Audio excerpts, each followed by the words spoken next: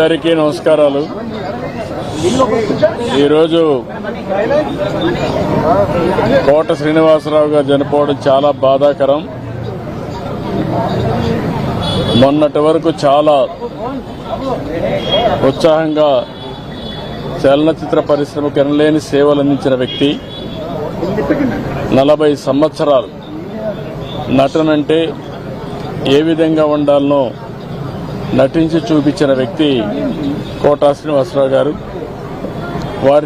వారితో నాకు దగ్గర సన్నిహిత సంబంధాలు ఉన్నాయి.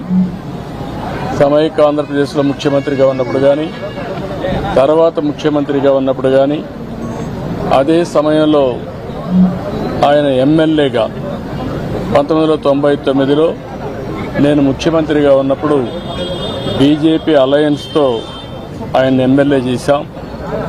ఎమ్మెల్యేగా ప్రజాసేవలో కూడా బాగా రాణించాడు. సినిమా రంగంలోనే కాకుండా ప్రజాసేవలో కూడా బాగా కృషి చేసిన వ్యక్తి కోట శ్రీనివాసరావు గారు.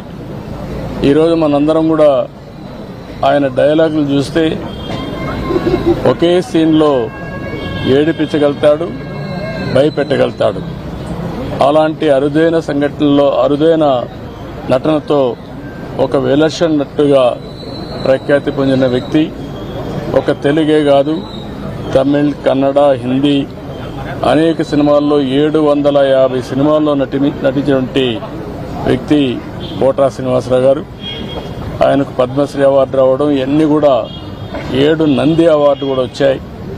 ఈ విధంగా అనేక అవార్డులు కూడా వచ్చాయంటే ఆయన చేసిన కృషి, ఆయన యొక్క ప్రతిభే కారణం. అలాంటి ఒక మంచి నటుడిని తెలుగు రాష్ట్రాలు కోల్పోవడం చాలా బాధాకరం. చలనచిత్ర పరిశ్రమ కోల్పోవడం చాలా బాధాకరం. అలాంటి వ్యక్తి పట్ల నా మరణం పట్ల నా ప్రగాఢ సానుభూతి తెలియజేసుకుంటూ, వారి కుటుంబ సభ్యులకు నా ప్రగాఢ సానుభూతి తెలియజేస్తూ, వారి ఆత్మకు శాంతి కలగాలని భగవంతుని మనస్ఫూర్తిగా ప్రార్థిస్తున్నాను.